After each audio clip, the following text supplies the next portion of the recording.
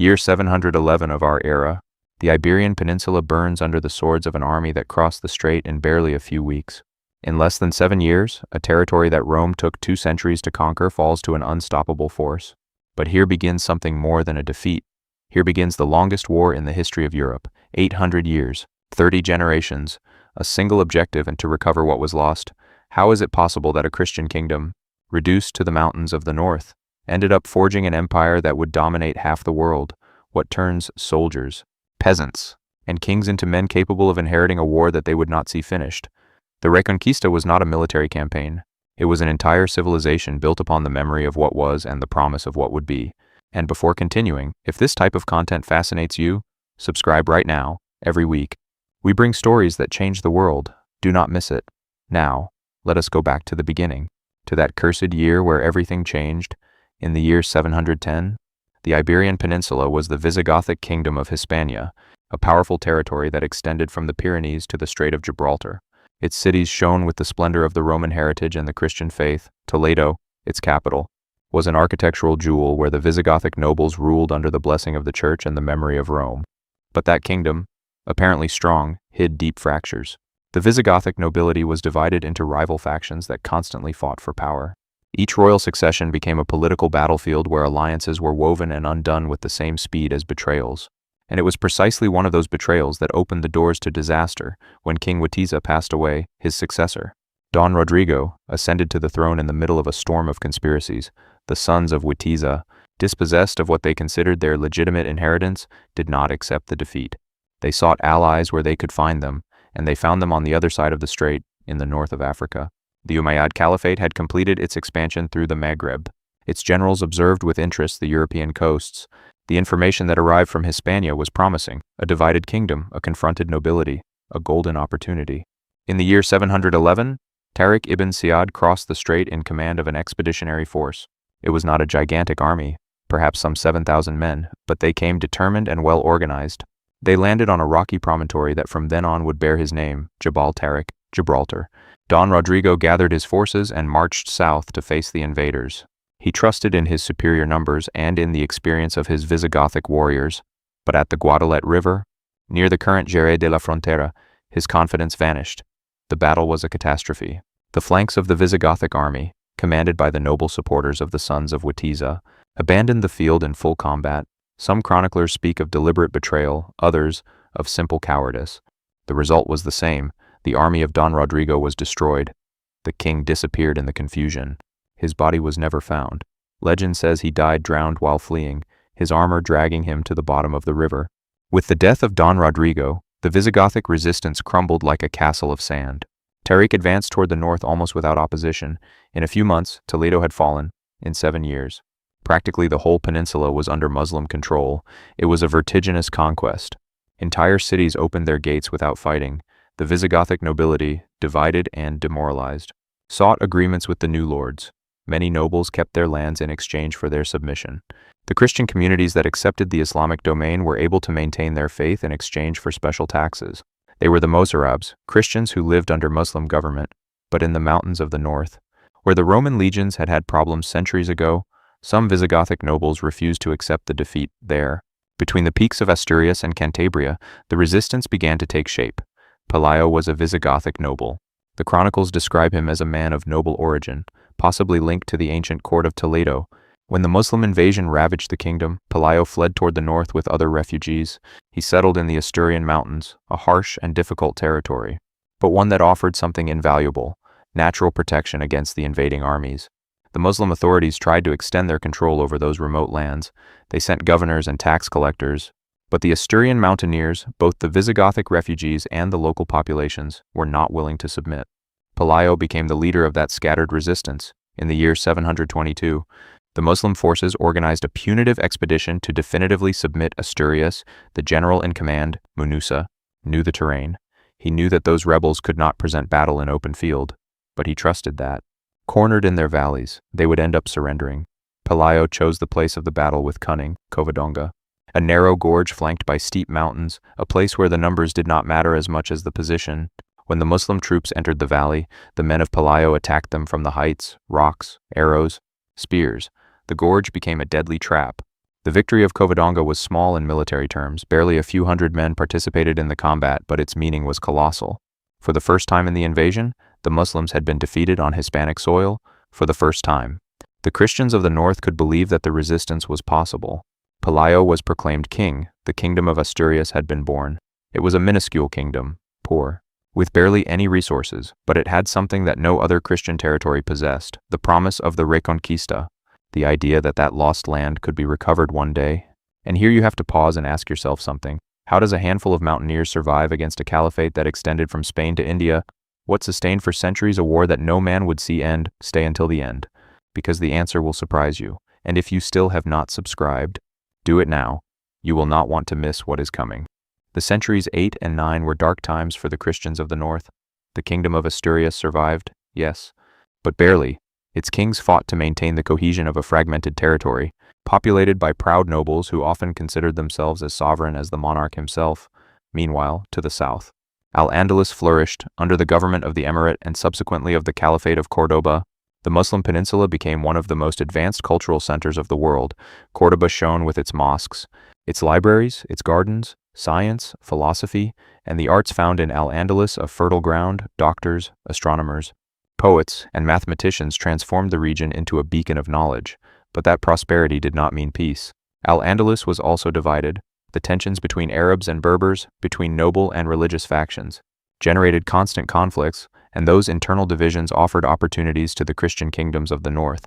The Asturian kings did not stay still. Alfonso I, successor of Pelayo, launched incursions toward the south, destroying fortresses and taking Christian populations that lived under Muslim domain. His strategy was clear: to create a depopulated zone, a no-man's land between Asturias and Al-Andalus, that would hinder the Muslim invasions toward the north. This scorched earth tactic had profound consequences. The Duero region remained practically empty for decades: abandoned towns, uncultivated fields, cities in ruins. It was a strategic desert that protected the Christian kingdoms, but also limited their growth as the decades passed. The kingdom of Asturias was expanding slowly toward the south. Its kings moved the capital from Oviedo to León, recognizing the importance of controlling broader and more fertile territories. Thus was born the Kingdom of León, direct heir of the Asturian and Visigothic tradition. But León was not alone. In the eastern Pyrenees, another Christian kingdom began to take shape: the county of Barcelona, linked initially to the Carolingian Empire, and in the north, between the Basque and Navarrese mountains, small lordships emerged that eventually would consolidate as the Kingdom of Navarre. The peninsula was fragmenting. There was no single and coherent Reconquista. There were multiple Christian kingdoms, each one with its own interests, its own ambitions, its own internal wars. And to the south, Al-Andalus, also fractured. The Caliphate of Cordoba, once powerful, began to crack under the weight of its internal contradictions. The year 1000 was a symbolic moment. All of Europe breathed relief to verify that the world did not end with the change of millennium, as some had prophesied. And in the Iberian Peninsula, the balance of power began to change. In 1031, the Caliphate of Cordoba disintegrated. What had been a centralized and powerful state was fragmented into more than 20 independent kingdoms, the taifas, each one governed by a local petty king, each one with its own interests and rivalries. This fragmentation was a blessing for the Christian kingdoms of the north. The taifas, incapable of uniting in front of a common threat, began to pay tributes to the Christian kings in exchange for protection. They were the famous pariah, regular payments of gold that enriched the coffers of León, Castile, Navarre, and Aragon. That gold financed the construction of cathedrals, the equipment of armies, and the territorial expansion. Fernando I of León was one of the first to take advantage of this new situation. He conquered territories, submitted several taifas, and proclaimed himself emperor of all Hispania. It was a grandiloquent title, more symbolic than real, but it reflected the growing ambitions of the Christian monarchs. And then arrived Alfonso VI, astute, pragmatic, ambitious. Alfonso understood that the Reconquista was not only a military question, but also political and diplomatic. He used the pariahs to weaken the taifas, fostered the rivalries between them, and when the moment was propitious, he attacked. In 1085, Alfonso VI conquered Toledo. The ancient Visigothic capital returned to Christian hands after almost 4 centuries. It was a devastating symbolic blow for Al-Andalus and an unequivocal sign that power was changing hands. The fall of Toledo forced the taifas to make a desperate decision. They needed external help, and they sought it in the north of Africa, where a new power was emerging, the Almoravids. If this account is trapping you, subscribe right now. The history gets even more intense, and you will not want to miss even a second. Hit the subscription button. The invasion of the south. The Almoravids were Berbers from the Sahara who had forged an empire based on a rigorous interpretation of Islam. Austere, disciplined, fanatic warriors. When the Taifas asked them for help against Alfonso VI, they crossed the strait with a formidable army in 1086 in Sagrajas, near Badajoz. Alfonso VI faced Yusuf ibn Tashfin, leader of the Almoravids. The battle was brutal. The Christians, accustomed to fighting against the divided Taifas, found themselves in front of a cohesive and motivated army. The defeat was resounding. Alfonso barely escaped with his life. The Almoravids did not stop there. They conquered the Taifas one by one, unifying again Al-Andalus under a centralized and militarized government. The Reconquista, which seemed unstoppable, was baked in dry. But here is where the history becomes fascinating, because the Almoravids, despite their power, did not manage to reconquer Toledo nor push the Christians back to the mountains. Why? Because the Christian kingdoms had learned to resist. They had built fortresses, organized militias, created military orders like that of Calatrava and that of Santiago, and, above all, they had developed a common identity. They were the defenders of Christendom against Islam. During decades, the border stabilized. Small skirmishes, sieges, local battles, no side achieved a decisive advantage. It was a war of attrition where each meter of terrain was disputed with blood. The 11th century was witness of a fundamental change. The Christian kingdoms, before divided and often confronted among themselves, began to coordinate efforts. Castile and Aragon emerged as the dominant powers of the north. Both kingdoms expanded their territories toward the south, conquering key cities like Zaragoza, Tortosa, and Lleida. Portugal, which had begun as a county dependent on León, became independent under Alfonso Henriques and launched its own Reconquista toward the south, conquering Lisbon in 1147 with the help of crusaders who traveled toward the Holy Land. Meanwhile, Al-Andalus returned to fragmenting. The Almoravids, weakened by internal conflicts, were replaced by another North African dynasty, the Almohads. These new invaders brought with them an even greater religious rigor and a renewed military power. In 1195, in Alarcos, the Almohads inflicted a humiliating defeat to Alfonso VIII of Castile. It seemed that history repeated itself. Each time that the Christians advanced, a new wave of African warriors crossed the strait and stopped them. But this time it would be different. Las Navas de Tolosa, the point of no return, the 16th of July of 1212, in a field near the pass of Despeñaperros. Two conceptions of the world faced each other. From one side, the Almohad Caliph Mohammed an-Nasir, in command of a gigantic army that some chroniclers, probably exaggerating, estimated in hundreds of thousands of men. From the other, a Christian coalition led by Alfonso VIII of Castile, with the support of Peter II of Aragon, Sancho VII of Navarre, and military orders from the whole peninsula. The Pope, Innocent III, had called to a crusade to defend the Hispanic Christendom. Warriors from France, Italy, and other kingdoms attended. Although many deserted before the battle, scared by the heat and the difficulties of the terrain, those who remained formed a determined army. The Battle of Las Navas de Tolosa was epic. The Almohads deployed their infantry in the center. Protected by chains that prevented the retreat, it was a declaration, win or die.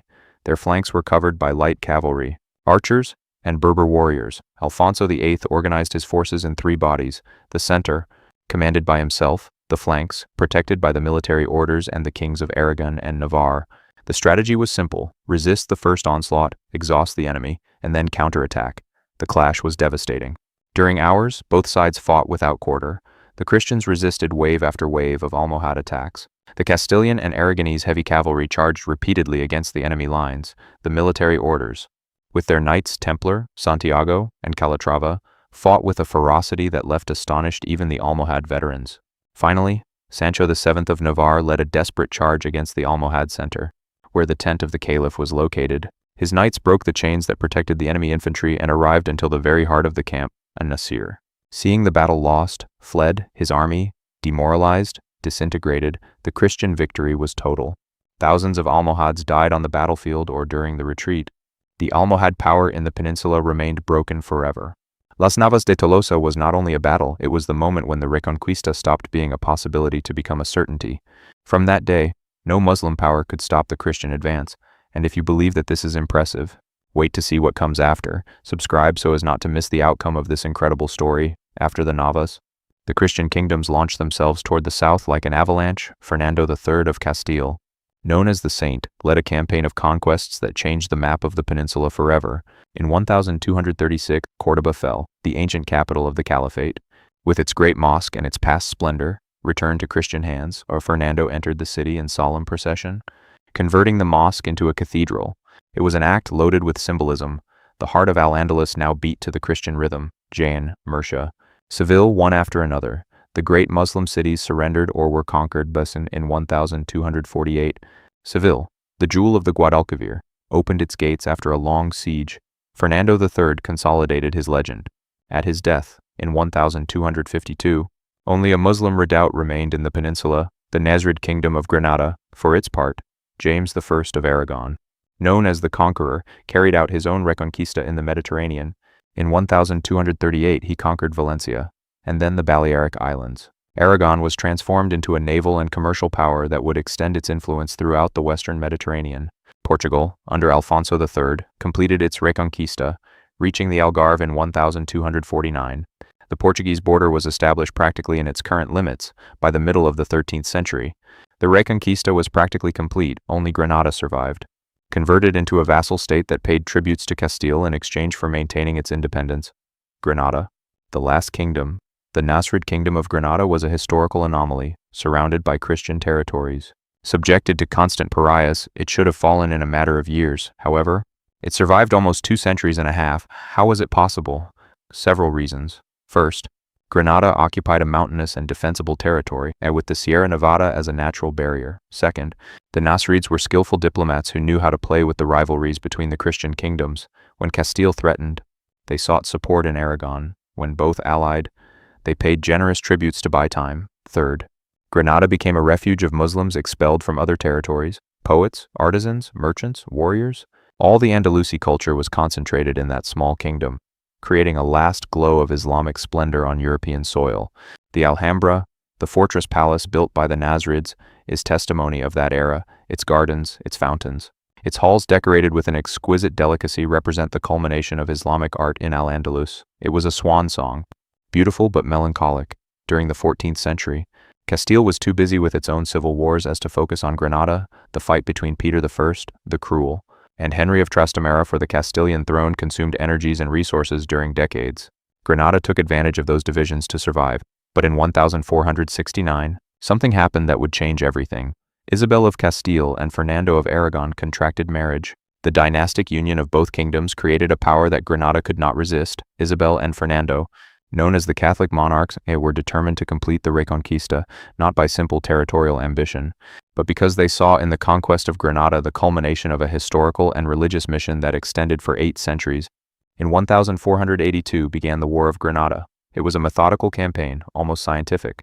The Catholic monarchs did not seek decisive field battles. Instead, they conquered systematically each city, each fortress, each valley of the Nasrid kingdom. Ronda fell in 1485. Malaga in 1487 after a brutal siege, Baza in 1489. Each conquest tightened the siege on the Grenadian capital. The Nasrids, divided by internal fights between the Sultan Boabdil and his family, also could not organize an effective resistance. In 1491, the Catholic monarchs established a permanent camp in front of Granada. They called it Santa Fe. It was a siege city, built in few months, that demonstrated the Christian determination. From there, they observed the walls of Granada, waiting for the final moment. Inside the city, the situation was desperate. Without external allies, without resources, without hope, Boabdil negotiated secretly with the Catholic monarchs. The conditions of surrender were relatively generous. The Muslims could keep their properties, their religion, their customs. It was a promise that, regrettably, would not be fulfilled completely in the following decades. The 2 of January of 1492, Boabdil delivered the keys of Granada to Isabel and Fernando. The flag of Castile was hoisted over the Alhambra. The Reconquista had ended. The chronicles tell that when Boabdil moved away from Granada, he stopped at a pass from where he could see his city for the last time. There he broke into tears. His mother, Aixa, told him, "Weep like a woman, what you did not know how to defend like a man." That place is known since then as the Sigh of the Moor. It was the end of Al-Andalus, but also the beginning of something new. The Reconquista forged the identity of Spain during 800 years. Generation after generation of Castilians, Aragonese, Navarrese, Portuguese, Leonese, Asturians, Catalans fought, negotiated, coexisted, and built upon the border between two worlds. That coexistence, although marked by the conflict, also generated extraordinary cultural, scientific, and artistic exchanges. The Mudejar architecture, which combines Christian and Islamic elements, is testimony of that fusion. The translations of Arabic texts in the School of Translators of Toledo carried the Greek and Muslim knowledge to all of Europe, preparing the ground for the Renaissance. The Christian kingdoms that emerged from the Reconquista were not copies of the European kingdoms of the north. They were unique entities molded by centuries of border, of war, and of coexistence. They developed their own institutions, like the medieval courts, where nobles, clergy, and citizens deliberated with the king. They created military orders that combined the religious vocation with the warrior one. They forged a mentality of crusade, of divine mission, that subsequently would be projected to the New World. When Colón departed from Palos de la Frontera in August of 1492, barely 8 months after the fall of Granada, he carried with him that mentality. The conquerors who arrived in America were direct heirs of the Reconquista. They saw in the evangelization of the indigenous peoples a continuation of the work that their ancestors had carried out in the peninsula. The Reconquista also left deep wounds. The expulsion of the Jews in 1492, ordered by the same Catholic monarchs who had conquered Granada, deprived Spain of a vibrant community that had contributed enormously to its culture and economy. Decades later, the expulsion of the Moriscos, Muslims converted to Christianity, completed that tragic religious cleansing. But beyond the tragedies and the glories, the Reconquista demonstrated something fundamental: the human capacity to persevere in an objective through generations. No man who fought in Covadonga in 722 lived to see the fall of Granada in 1492. No king who initiated a campaign of conquest completed personally the Reconquista of the whole peninsula. However, everyone contributed to a collective project that transcended individual lives. 800 years, 30 generations, thousands of battles, sieges, treaties, betrayals, alliances. The longest war in the history of Europe was not a continuous conflict, but a succession of campaigns, truces, and coexistences that transformed the Iberian Peninsula into a crucible of cultures. The Reconquista was not a simple epic of good against bad. It was a complex process where Christians fought against Christians, Muslims against Muslims, and where in many occasions the alliances crossed the religious lines. It was an era of holy warriors and ambitious kings, of poets and philosophers, of peasants who worked the land while the armies passed over them. And in the end, what emerged was not the restoration of the Visigothic kingdom lost in 711, but something completely new: a Spain that had learned from 8 centuries of border, that had incorporated elements of 3 cultures, Christian, Muslim, and Jewish, and that was ready to project itself to the world. When we contemplate the history of the Reconquista, we see reflected the eternal themes of the human condition: the perseverance, the ambition, the faith, the sacrifice, the betrayal, the hope. We see how the ideas can sustain themselves through centuries, how the peoples can reinvent themselves without losing their essence, how from the conflict can also be born the greatness. The Reconquista ended in 1492, but its legacy survives in each cathedral built upon a mosque, in each word of Arabic origin that we use, in each treatise on philosophy translated from Arabic to Latin, in the mentality of a people that learned that no objective is unreachable if it is pursued with sufficient determination. And now, a question for you that have arrived until here: what projects in your own life require that same generational perseverance? What legacy are you building that transcends your own time? The Reconquista teaches us that the great works are not completed in a life, but that they are built step by step, generation after generation, with the view set on a horizon that perhaps we never reach, but that our descendants, yes, will be able to see. If this trip through 800 years of history has inspired you, has moved you, or simply has made you think, subscribe to the channel. Every week, we explore the stories that forged our world. Share this video with someone who loves history as much as you, and leave me in the comments what other episode of the Spanish history you would like that we explored. Thank you for accompanying me in this tour through the longest war of Europe.